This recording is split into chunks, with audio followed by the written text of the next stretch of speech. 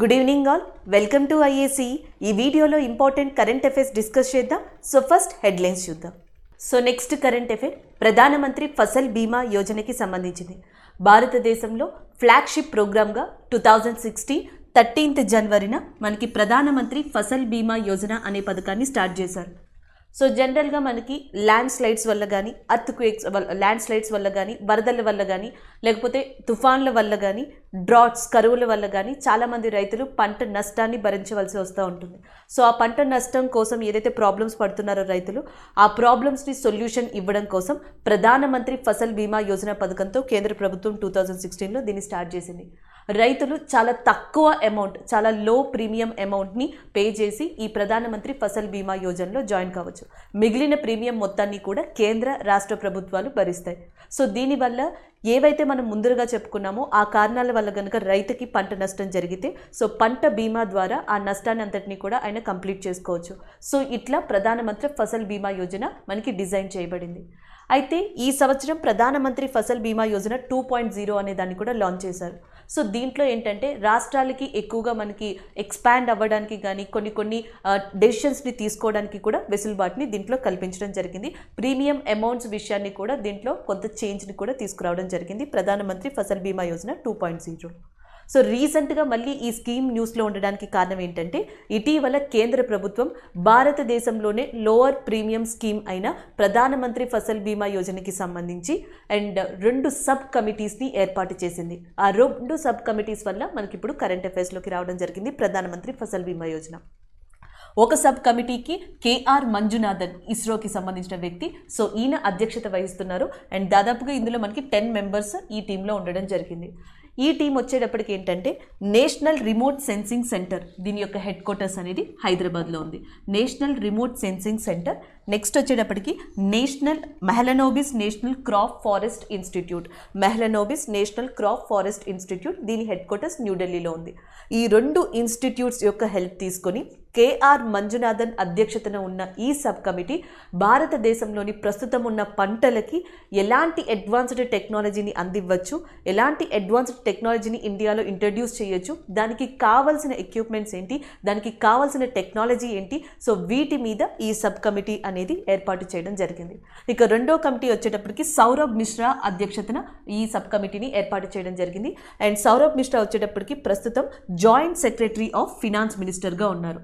So Saurabh Mishra committee వచ్చేటప్పటికి ఏంటంటే ఎంతవరకు ఈ కాస్ట్ అవుతుంది, ఈ టెక్నాలజీని కనుక యూజ్ చేసుకుంటే ఎంతవరకు కాస్ట్ అవుతుంది, ఎలాంటి టూల్స్ని యూజ్ చేసుకుంటే ఎంతవరకు కాస్ట్ని కేంద్ర ప్రభుత్వం భరించాల్సి వస్తుంది, లేదా ఎంతవరకు స్టేట్స్ ఎఫర్ట్స్ పెట్టాల్సి వస్తుంది. సో దీనికి సంబంధించిందంతా కూడా ఈ కమిటీ మనకి రీసెర్చ్ చేయనుంది. సో ఇట్లా సౌరభ్ మిశ్రాతో నేతృత్వంతో కూడిన ఒక కమిటీ, కేఆర్ మంజునాథన్ గారితో కూడిన ఇంకో కమిటీ, ఈ 2 సబ్ కమిటీస్ని ఇటీవల కేంద్ర ప్రభుత్వం ప్రధానమంత్రి ఫసల్ బీమా యోజనలో చిన్న మార్పుల్ని తీసుకురావడం కోసం ఏర్పాటు చేసింది. సో అందుకని చెప్పేసి ఇది కరెంట్ అఫైర్స్లోకి రావడం జరిగింది.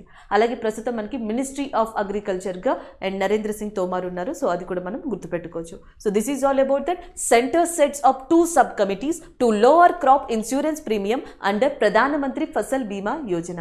ద నెక్స్ట్ కరెంట్ అఫైర్ చూద్దాం. నెక్స్ట్ కరెంట్ అఫైర్ వచ్చేటప్పటికి బుక్ అండ్ ఆధార్కి సంబంధించింది. సో మనకి ఇక్కడ ఆధార్ వచ్చేటప్పటికి సంజీవ్ వర్మ గారు. సో బీజేపీ యొక్క spokesperson as well as economist కూడా.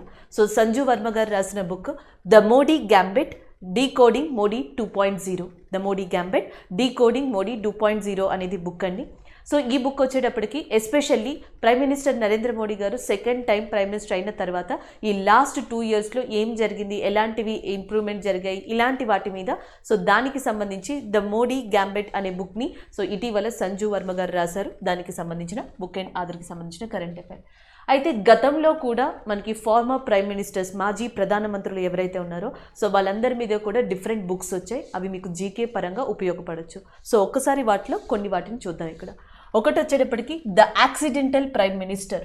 So the accidental prime minister Manmohan Singh making and unmaking అనే థీమ్తో రాసిన బుక్ ఇది. సంజయ్ బరు గారు రాశారు, former prime minister Manmohan Singh గారి గురించి. And the next one Vajpayee. The years that changed India, Shakti Sinha garu రాశారు. వన్ ఆఫ్ ద బెస్ట్ బుక్గా చెప్పొచ్చు శక్తి సిన్హా గారు రాసిన దాంట్లో.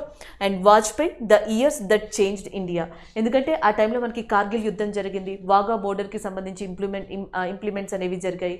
అలాగే నెక్స్ట్ వచ్చేటప్పటికి ఆపరేషన్ అణుశక్తి, అన్నిటికన్నా మించింది ఆపరేషన్ అణుశక్తి అనేది కూడా జరిగింది. ఇండియా సక్సెస్ఫుల్గా న్యూక్లియర్ టెస్ట్ని చేయడం జరిగింది. అండ్ ఈయన టైంలోనే జార్ఖండ్ లాంటివి 3 స్టేట్స్ ఏర్పడ్డాయి, జార్ఖండ్, ఛత్తీస్గఢ్ లాంటి స్టేట్స్ ఏర్పడ్డాయి. సో ఈ ఎట్లా ఇండియా ఒక మోడ్ నుంచి ఇంకొక మోడ్కి ఎట్లా చేంజ్ అయ్యింది అనే ఫేజ్కి సంబంధించి the years that changed India అనే బుక్ని శక్తి సిన్హా గారు ఎస్పెషల్లీ వాజ్పేయి గారి ఎరా గురించి రాశారు. And the next one Indira Gandhi ఆ బయోగ్రఫీ అనే బుక్ని పి జైకర్ గారు రాశారు.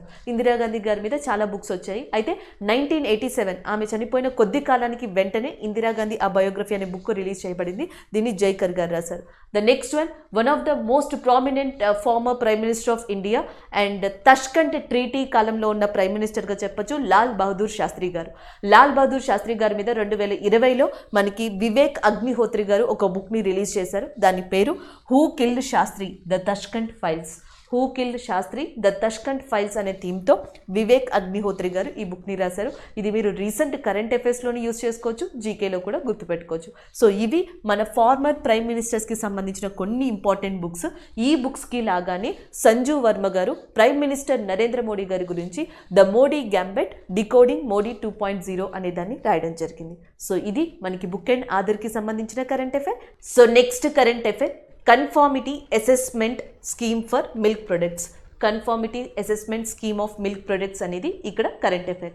సో మనకి bureau of Indian standard, national dairy development board, ఈ రెండు కూడా ఒకదానికొకటి కొలాబరేట్ అయ్యి మిల్క్ ప్రొడక్ట్స్కి సంబంధించిన సర్టిఫికేషన్ యొక్క డిఫికల్టీ లెవెల్ని చాలా ఈజీ చేశాయి.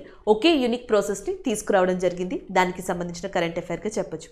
సో ఇటీవల మనకి bureau of Indian standard BIS and next national dairy development board NDDB, so ఈ రెండు కూడా ఒకదానికొకటి కొలాబరేట్ అయ్యి production and food safety management సర్టిఫికేషన్ని తీసుకొచ్చాయి.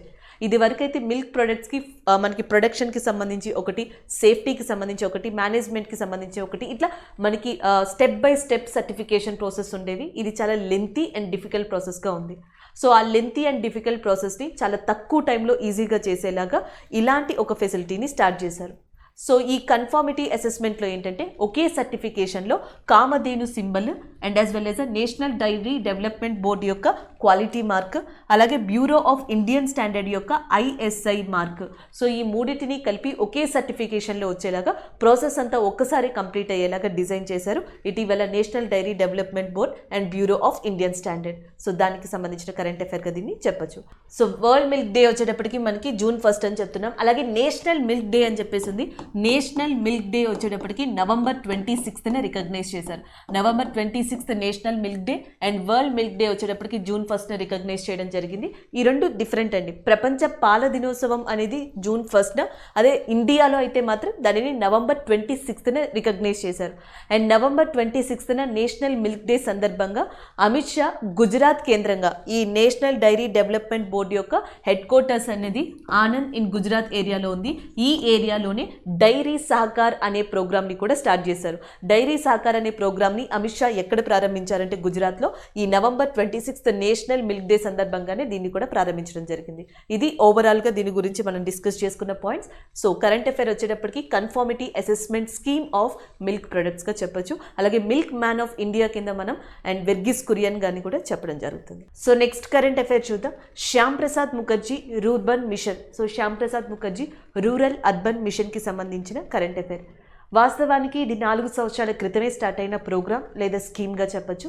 అయితే ఇటీవల దీనికి సంబంధించి ఏ రాష్ట్రాలు బెస్ట్ పర్ఫార్మెన్స్ ఇచ్చాయి, ఏ క్లస్టర్స్ బాగా దీంట్లో అభివృద్ధి చెందాయి అనే దాని మీద రిపోర్ట్ని తీసుకొచ్చారు.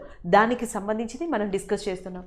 ఓవరాల్గా ఇండియాలో చూసుకుంటే శ్యామ్ ప్రసాద్ ముఖర్జీ రూర్బన్ లేదా రూరల్ అర్బన్ మిషన్ని సక్సెస్ఫుల్గా ముందుకు తీసుకెళ్తున్న స్టేట్గా తెలంగాణ నిలిచింది. Telangana is in the first place in terms of Shyam Prasad Mukherjee rurban mission. ఇక సెకండ్ ప్లేస్లో తమిళనాడు అండ్ థర్డ్ ప్లేస్ వచ్చేటప్పటికి గుజరాత్ అనేవి నిలవడం జరిగాయి. థర్డ్ ప్లేస్లో గుజరాత్, సెకండ్ ప్లేస్లో తమిళనాడు, ఫస్ట్ ప్లేస్లో తెలంగాణ అనేది ఉంది. శ్యామ్ ప్రసాద్ ముఖర్జీ అనే స్కీమ్ని 2016 2016లో తీసుకొచ్చారు. దీనికి కారణం ఏంటి అంటే 2011 సెన్సస్ ప్రకారం చూసుకుంటే 2011 జనాభా లెక్కల ప్రకారం చూసుకుంటే టోటల్ పాపులేషన్ ఆఫ్ ఇండియాలో 69%, 69% ఆఫ్ పాపులేషన్ రూరల్ ఏరియాలో ఉంటున్నారు, 31% ఆఫ్ పాపులేషన్ అర్బన్ ఏరియాలో ఉంటున్నారు. అయితే ఈ రూరల్ ఏరియాలో ఉన్న అండ్ అర్బన్ ఏరియాలో ఉన్న పాపులేషన్ మధ్య ఇన్ఫ్రాస్ట్రక్చర్లో కానీ డెవలప్మెంట్లో కానీ ఒక బ్రిడ్జ్ అయితే ఉంది, ఒక గ్యాప్ ఉంది. సో ఆ గ్యాప్ని ఫుల్ఫిల్ చేయడానికి అండ్ ఏవైతే అర్బన్ ఏరియాస్లో టౌన్స్లో మనకి ఫెసిలిటీస్ కానీ ఇన్ఫ్రాస్ట్రక్చర్స్ కానీ ఉన్నాయో అవన్నీ రూరల్ ఏరియాలో ఏర్పరచడానికి ఈ ప్రోగ్రామ్ని స్టార్ట్ చేశారు. ఈ ప్రోగ్రాంలో విలేజెస్ని గ్రూప్ ఆఫ్ క్లస్టర్స్ కింద విడగొట్టారు. సో అలా క్లస్టర్స్ కింద విడగొట్టి దాంట్లో మళ్ళీ ట్రైబల్ అండ్ నాన్ ట్రైబల్ కేటగిరీస్ని కూడా తీసుకొచ్చారు. ఇలా వివిధ కేటగిరీస్ ద్వారా రూరల్ ఏరియాని ఇన్ఫ్రాస్ట్రక్చర్ పరంగా ఫెసిలిటీస్ పరంగా డెవలప్ చేయడం కోసం శ్యామ్ ప్రసాద్ ముఖర్జీ రూర్బన్ మిషన్ అనే దాన్ని 2016లో గవర్నమెంట్ ఆఫ్ ఇండియా స్టార్ట్ చేసింది. Syama Prasad Mukherjee political leader and important freedom ఫైటర్గా కూడా చెప్పొచ్చు. భారతీయ జన్ సంఘ్ అనే దాన్ని కూడా ఆయన ప్రారంభించారు. ఆయన పేరు మీదే కలకత్తాలో ఒక పోర్ట్కి కూడా నేమ్ ఇవ్వడం జరిగింది. శ్యామ్ ప్రసాద్ ముఖర్జీ పోర్ట్ అనేది మనకి కలకత్తాలో ఉంది. అది కూడా గుర్తుపెట్టుకోవచ్చు, ఎందుకంటే ఇండియాలో మొట్టమొదటిసారిగా 2-వే రేడియో కమ్యూనికేషన్ అనే దాన్ని కూడా ఇటీవల ప్రారంభించింది శ్యామ్ ప్రసాద్ ముఖర్జీ పోర్ట్లోనే. సో అది ఆ విషయాన్ని కూడా మనం ఇక్కడ రివైజ్ చేయొచ్చు. అలాంటి శ్యామ్ ప్రసాద్ ముఖర్జీ గారి పేరు మీద ఈ రూర్బన్ మిషన్ అనేది స్థాపించబడింది. సో 4 years తర్వాత చూసుకుంటే తెలంగాణ ది బెస్ట్ పర్ఫార్మెన్స్ని ఇచ్చింది, second Tamil Nadu, third Gujarat. So ఓవరాల్గా ఇండియాలో 300 క్లస్టర్స్ ఉన్నాయి. క్లస్టర్స్ కేటగిరీలో చూసుకున్నా సరే మనకి తెలంగాణకి సంబంధించిన సంగారెడ్డి టాప్ 1లో అండ్ కామారెడ్డి సెకండ్లో ఉండడం జరిగింది. దీనికి కారణం తెలంగాణలోని ఈ ఏరియాస్కి సంబంధించి ఎస్పెషల్లీ పంచాయతీ రాజ్ చుట్టుపక్కల కానీ పంచాయతీ రాజ్ వ్యవస్థ కానీ బాగా మనకి వర్క్ చేయడం అనేది మెయిన్ కారణంగా చెప్తున్నారు. So they are given reason because of Panchayati Raj which contributed more in the clusters of Sangareddy and Kamareddy. So దానివల్ల కూడా తెలంగాణ ఇలాంటి ర్యాంక్ని సెక్యూర్ చేసిందని చెప్పడం జరుగుతుంది. That is about that Syama Prasad Mukherjee and rurban mission. And దీంట్లో Telangana top and Tamil Nadu second, third ప్లేస్లో గుజరాత్ ఉంది. సో నెక్స్ట్ కరెంట్ అఫైర్ వచ్చేటప్పటికి ఒక అవార్డ్ లాంటి దానిగా చెప్పొచ్చు and as well as banking ఫీల్డ్కి సంబంధించింది. HDFC బ్యాంక్ ఇటీవల డిజిటల్ ట్రాన్స్ఫర్మేషన్ సెక్టార్కి సంబంధించి మనకి CII confederation of Indian industry దగ్గర నుంచి ఒక అవార్డుని అందుకుంది. దానికి సంబంధించిన current affair. Confederation of Indian industry అనేది డిజిటల్ ట్రాన్స్ఫర్మేషన్ కేటగిరీలో మోస్ట్ ఇన్నోవేటివ్ బెస్ట్ ప్రాక్టీస్ 2021 అవార్డుని HDFC బ్యాంక్ ఇవ్వడం జరిగింది. సో అది ఇక్కడ మనకి కరెంట్ అఫైర్గా చెప్పొచ్చు. అంటే ఈ టైంలో లాక్డౌన్ తర్వాత కూడా HDFC తన కస్టమర్స్కి కానీ నార్మల్గా కానీ ఏవైతే డిజిటల్ సేవల్ని అందించిందో ట్రాన్సాక్షన్స్ని చేసిందో సో ఆ కేటగిరీ వైజ్గా డిజిటల్ ట్రాన్స్ఫర్మేషన్ కేటగిరీలో the most innovative best practice 2021 అవార్డుని confederation of Indian industry HDFC bank ఇవ్వడం జరిగింది. అలాగే కాన్ఫెడరేషన్ ఆఫ్ ఇండియన్ ఇండస్ట్రీ యొక్క చైర్మన్గా ప్రస్తుతం PV నరేంద్రన్ గారు ఉన్నారు. గతంలో కూడా HDFC బ్యాంక్ పలుసార్లు న్యూస్లో ఉంది, ఎందుకంటే ఈ సంవత్సరం సెకండ్ ఫేజ్ ఆఫ్ మూవ్ బంద్ రకో అనే క్యాంపెయిన్ని కూడా HDFC స్టార్ట్ చేసింది. బ్యాంకింగ్లో జరిగే ఫ్రాడ్స్ని అండ్ అరికట్టడానికి దాని గురించి అవేర్నెస్ ఇవ్వడానికి మూవ్ బంద్ రకో అనే కార్యక్రమాన్ని HDFC ప్రారంభించింది. And the next one post payment బ్యాంక్తో ఇటీవల HDFC టైఅప్ అయింది, ఒక ఒప్పందాన్ని కుదుర్చుకుంది లోన్స్ని మనకి సొసైటీలో ప్రొవైడ్ చేయడం కోసం. And the next one carbon neutrality, దాని మీద కూడా వర్క్ చేస్తుంది. HDFC యొక్క లక్ష్యం ఏంటంటే 2031-32 ఆ టైం కల్లా కార్బన్ న్యూట్రాలిటీని సాధించాలి అనేది HDFC యొక్క లక్ష్యం. అలాగే నెక్స్ట్ చూసుకుంటే స్మార్టప్ గ్రాంట్ అనే ఒక పథకాన్ని స్టార్ట్ చేసింది. దీని ద్వారా దాదాపుగా 21 సోషల్ ఓరియంటెడ్ స్టార్టప్స్కి ఇది లోన్ వెసులుబాటుని కల్పించింది. సో ఇది HDFC గురించి. అలాంటి HDFC confederation of Indian industry ఏదైతే ఉందో సో దానితో మనకి 2021 యొక్క మోస్ట్ ఇన్నోవేటివ్ బెస్ట్ ప్రాక్టీస్ అవార్డుని అందుకుంది. సో నెక్స్ట్ కరెంట్ అఫైర్ వచ్చేటప్పటికి ఈక్విటస్ స్మాల్ ఫినాన్స్ బ్యాంక్కి సంబంధించింది. ఇటీవల Equitas small finance bank Maharashtra గవర్నమెంట్తో టైఅప్ అయింది. మహారాష్ట్ర గవర్నమెంట్ స్టేట్ గవర్నమెంట్ యొక్క ఎంప్లాయర్స్ ఎవరైతే ఉన్నారో సో వాళ్ళ శాలరీస్ కానీ మిగతా అమౌంట్ డిస్ట్రిబ్యూషన్ చేసే విషయంలో సో ఈ బ్యాంక్ అనేది మనకి ఈక్విటస్ బ్యాంక్ అనేది మహారాష్ట్రతో టైఅప్ అయింది. దానికి సంబంధించిన కరెంట్ అఫైర్గా చెప్పొచ్చు. So Equitas small finance bank and implemented as Maharashtra's banking partner. So already గతంలో మనకి బంధన్ బ్యాంక్ కానీ కరూర్ వైశ్య బ్యాంక్ కానీ సౌత్ ఇండియన్ బ్యాంక్ కానీ ఇలాంటి వాటి మీద టైఅప్ అయి ఉన్నాయి మహారాష్ట్ర గవర్నమెంట్తో. ఇప్పుడు ఈ లిస్ట్లో ఈక్విటస్ స్మాల్ ఫినాన్స్ బ్యాంక్ కూడా జాయిన్ అయింది. అలాగే గతంలో ఈక్విటస్ స్మాల్ ఫైనాన్స్ బ్యాంక్ రాణి రాంపాల్ గారిని అండ్ స్మృతి మందానా గారిని కూడా తన బ్యాంక్ యొక్క బ్రాండ్ అంబాసిడర్స్గా ప్రకటించడం జరిగింది. సో ఇది ఈక్విటస్ స్మాల్ ఫైనాన్స్ గురించి. So Equitas small finance bank అనేది ఇటీవల మహారాష్ట్ర యొక్క బ్యాంకింగ్ పార్ట్నర్గా మనకి ఒప్పందం కుదుర్చుకోవడం జరిగింది. దానికి సంబంధించిన కరెంట్ అఫైర్ ఇది. So next current affair, James Webb telescope. So ఇటీవల ప్రపంచంలోనే largest and most powerful space టెలిస్కోప్ని ఆర్బిట్లోకి లాంచ్ చేశారు నాసా శాస్త్రవేత్తలు. దానికి సంబంధించిన కరెంట్ అఫైర్ ఇది. ఈ టెలిస్కోప్ అనేది యూనివర్స్ అండ్ అర్త్ లాంటి ప్లానెట్స్ గురించి తెలుసుకోవడానికి, స్టార్స్ ఫార్మేషన్ గురించి తెలుసుకోవడానికి దోహదపడుతుందని చెప్తున్నారు. నెక్స్ట్ 10 సంవత్సరాల వరకు నాసా యొక్క ప్రీమియం టెలిస్కోప్ కింద మనకి ఈ జేమ్స్ వెబ్ టెలిస్కోప్ అనేది ఉండనుంది. ఆల్రెడీ హబుల్ టెలిస్కోప్ అనేది నాసా యొక్క one of the prestigious telescope కింద కొనసాగుతూ వస్తుంది. అయితే అండ్ దానితో పాటుగా ప్రీమియర్ అబ్జర్వేటరీ టెలిస్కోప్గా, నాసా యొక్క ప్రీమియర్ అబ్జర్వేటరీ టెలిస్కోప్గా మనకి ఈ జేమ్స్ వెబ్ అనే దాన్ని ఇటీవల లాంచ్ చేశారు. సో దానికి సంబంధించిన కరెంట్ అఫైర్ ఇది. సో నెక్స్ట్ కరెంట్ అఫైర్ చూద్దాం. Indian origin judge appointed to South Africa highest judicial bench. So ఇది ఒక అపాయింట్మెంట్కి సంబంధించిన కరెంట్ అఫైర్గా చెప్పొచ్చు. అది కూడా భారత సంతతికి సంబంధించిన వ్యక్తికి. ఇటీవల సౌత్ ఆఫ్రికా హైయెస్ట్ జ్యుడిషియల్ బెంచ్లో భారత సంతతికి సంబంధించిన నరేంద్రన్ జోడి కొలాపన్ అనే పర్సన్ని అపాయింట్ చేశారు. సో దానికి సంబంధించిన కరెంట్ అఫైర్గా చెప్పొచ్చు.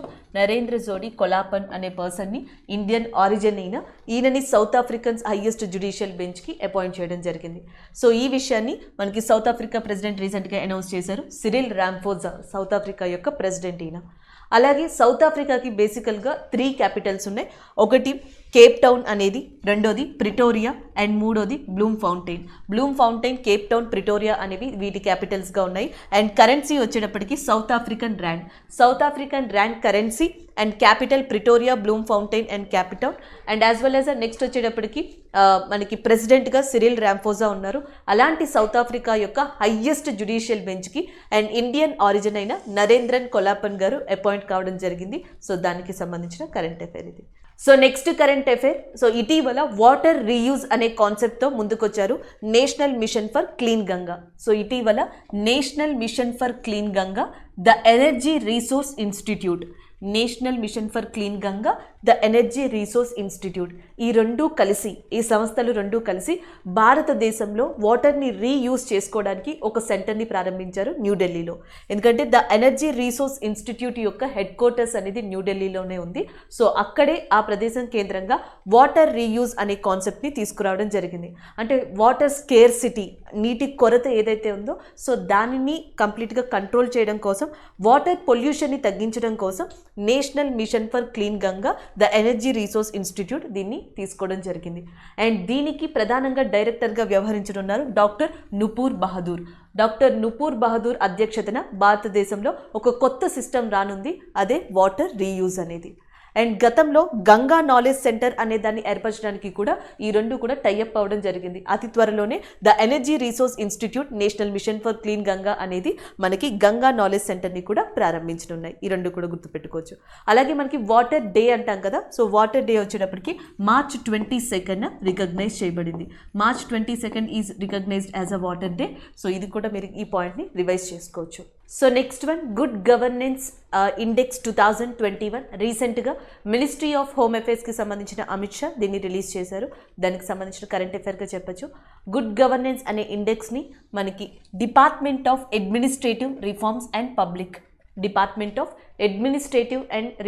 పబ్లిక్ ఏదైతే ఉందో సో అది రిలీజ్ చేసింది. దాదాపుగా మనకి 58 ఇండికేటర్స్ని దీంట్లో యూజ్ చేయడం జరిగింది. అండ్ 10 సెక్టార్స్ని టోటల్గా ఇది మనకి ఇండెక్స్ కింద ఇవ్వడం జరిగింది. దాదాపుగా 10 సెక్టార్స్లో మనకి 58 ఇండికేటర్స్ని తీసుకుని సో భారతదేశ వ్యాప్తంగా గుడ్ గవర్నెన్స్ ఇండెక్స్ అనే దాన్ని department of administrative reforms and public grievances అనే సంస్థ ఇచ్చింది. సో దీంట్లో ఏంటంటే ఓవరాల్గా మనకి స్టేట్స్ని and group A, group B, north east and hill states and union territory కింద విడగొట్టారు.